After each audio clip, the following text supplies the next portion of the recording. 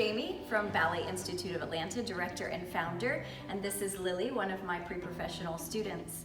Today, I want to talk a little bit about how important strength training can be to ballet dancers. And often I feel like that old wives' tale that if you do strength training, it's going to make you big and bulky is out there. And I want to squash that and make sure everybody's clear. That is not going to happen. Does she look bulky? Do I look bulky? No. So don't be afraid of it. It's actually something that can really help you and give you the strength to do what your teachers are asking you to do. For example, let's talk today a little bit about keeping our shoulders down and back. How many teachers have said, shoulders down, and you know, put your chicken wing inside, all these things that teachers say that sometimes we struggle with, especially when, like I said, we're very tiny. So we don't have the muscle mass to actually position and stabilize the scapula in place that we need for ballet, and it also gives us stability. For example, when we do pirouettes, if our shoulders are up and loose, especially when the arms go to fifth, it's very hard to keep that scapula in place. So I think having that strength in your upper back can really give you stability for things like pirouettes. So let's just take a look at a simple pirouette, and we're gonna take the arms to fifth, because like I said, when the arms go to fifth, it's even harder to keep those shoulders down, and we want that nice, beautiful, long neck. So Lily's gonna take a fourth position, and I'm gonna ask her to take her arms, just an undo or pirouette, arms are gonna go to fifth. So let's just check her out. Nice. Okay, so as you could see, as the arms went up, there was just a little bit, not much. I'm being really nitpicky, but that's what you want your ballet teacher to be, right? A super nag, right? So when your arms go to fifth, take your arms to fifth. Yeah, so right now we have a nice, comfortable shoulders down in place. But what happens when we add the force of a turn and the speed of a turn is that sometimes those muscles aren't strong enough to fight that gravitational pull. So we need a little more strength to do that, guys. So here's what we're gonna do. At Ballet Institute of Atlanta, we have a strength training department. It's part of their curriculum, so flexibility and strength training. And today, I wanna take you to the strength training room. Here we are in the strength training studio at Ballet Institute, and we're gonna talk about that strength to have in your back to control your scapula bones. And I wanna show you 3 exercises in the gym.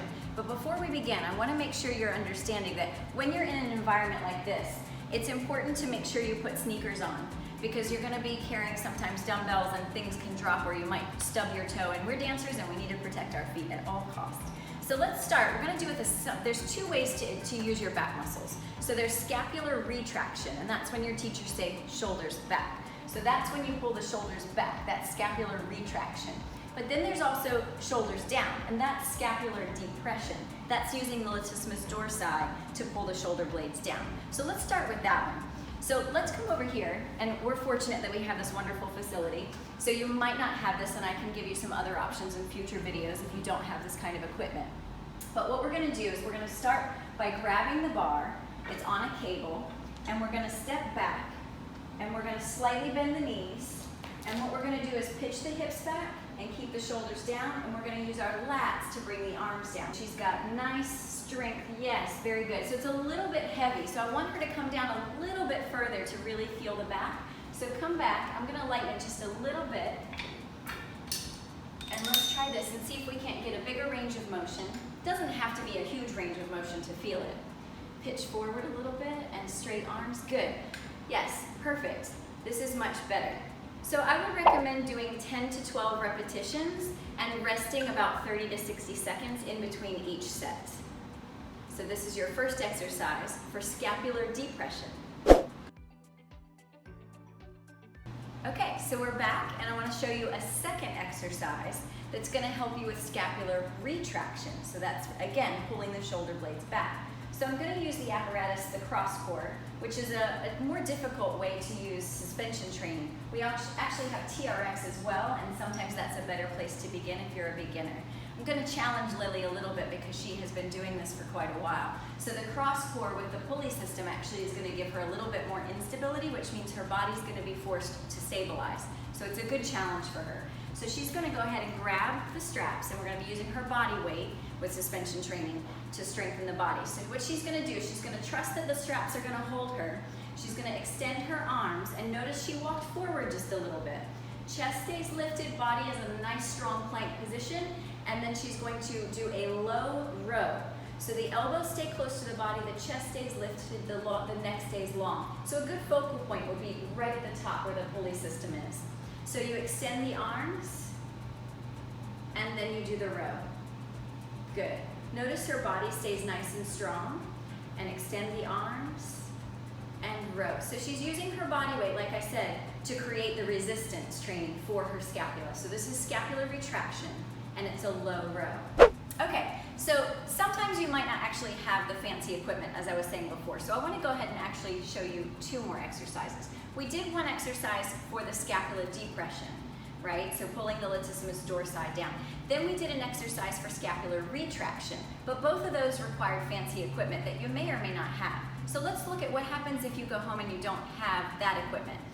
Maybe you have just a dumbbell and that's all you need. So I'm going to show Lily first a scapular depression exercise. So this is going to be a dumbbell pullover. So maybe you have a couch or a chair or maybe a resistance ball. So what you're going to do is you're going to lie on your back. I'm going to have Lily go ahead and lie on her back and put her feet up. Head down here, feet here. And you're going to go ahead and bend your knees and put your feet on the bench to give your backs a little extra support. And then it's helpful to have a partner. So maybe your mom or your brother, somebody that loves you very much, can help you with this. Raise your hands and make a triangle. And what you're going to do is you're going to put that dumbbell right at the top of the hands. Now, if you're the spotter, don't let go. You want to make sure they really have the weight. And then what she's going to do is keep her arms. They don't have to be locked out. They can be soft bend, good, but they're just not going to bend and straighten because we're not working this part of the arm. So what you're going to do is you're going to take this over your head as far as you can, and I'm still spotting her, making sure she has the weight, and then she's going to use those lats to pull the weight back up. So again, remember, let's show what we don't want to do. So we don't want to turn it into a tricep exercise and bend the elbows this way. That's a whole other muscle group that we're not talking about today, but we will. So straight arms, we're going to go back over the head, keep the arms stiff, and pull it back up. Good, and just like the other exercises, I would suggest maybe 10 to 12 reps with a 30 to 60 second rest in between your sets, and I would probably do 2 to 3 sets. You're going to know based upon how your muscles feel.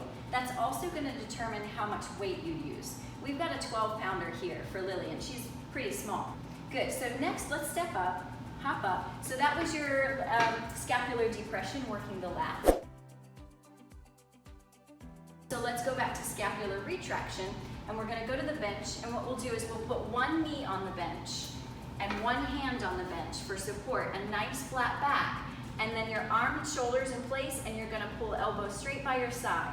This is another, again, scapular retraction. So don't let the elbow pull out to the side, keep it nice and straight. So let's have Lily try this. And again, she's probably going to do 10 to 12 on each arm. Good, nice flat back. Elbow stays close. Good. She's doing great. I probably would increase her to 15 pounds just to make sure she's got a nice resistance going on in that back. And I can see the muscles, the rhomboids and everything going to work. It's very pretty. Again, dancers, don't be afraid of weight. Don't listen to anyone who tells you you're going to get big and bulky. You do want to be strong and beautiful. Good. Excellent job, Lily. I really appreciate your help today. And dancers, I hope you found that helpful. Again, don't be discouraged if your body feels weak and you're hearing corrections and you're not able to figure out how to make your body do it. Maybe it's that your body doesn't have the strength to do it. And so the first step would be to identify the weaker muscles and then go in and address the problem. I hope you had fun with us today, and we'll see you next time.